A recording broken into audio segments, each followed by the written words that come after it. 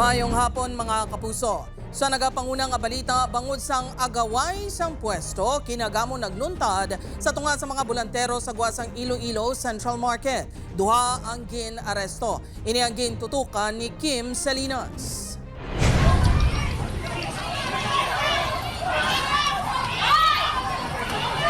Hindi magpapugo ang ining mga kalalakihan, apisar ginatambagan na sa otoridad.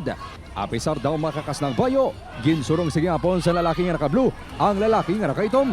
Nagbulig man ang duha pa kalalaki, puli sa lalaki nga naka-itom.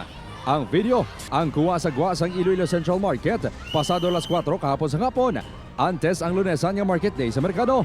Ginkilala ang nakaitom kay Elias Janjan, residente sang Barangay de la Rama City proper, kag isa ka bolantero. Panaysay sini nagbaysay sila sang kasubong nga bolantero nga si Elias Capid.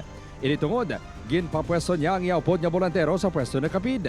Nanindugan si Janjan nga nagsiling ang market in charge nga first come first serve kuno ang pwesto anay sa merkado.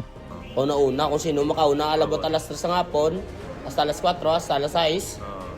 Gag, bukal dugo o gataas na yung blood ko. Ito ginampos ko bangko ko para magkalma na lang ko. Yung kabalo nga nag-intra siya. Nagdepensa naman si Nonoy kung nga ginpulihan nila si Janjan upod ang duha pa kalalaki. Gindaog-daog kuno ni Janjan si Capid nga ila ka barangay sa Rizal Palapala 2. Kaya nakita ko, migo ko mo. Nagkumbanan sa muna nag-appel lang ko. Arestado si Janjan kag Nonoy samtang ginapangita pa ang duha nga ibulbado man sa gamo. Napasaka na mga inisang reklamo nga alarm and scandal. Importante gid nga mapasakaan ni sila sa reklamo nga hindi pwede nga wala na permi mo nila da magtublag sang kalinong kag katawhay. Pagklaro sang Iloilo City Local Economic Enterprise Office, hindi first come first serve basis ang pagpwesto sa mga bolantero kundi pinaagi sa numbering. Hindi natuod nga first come first serve. Bali ang aton dira ang mga volunteeros in-organize naton, in-plaster din naton according sa number.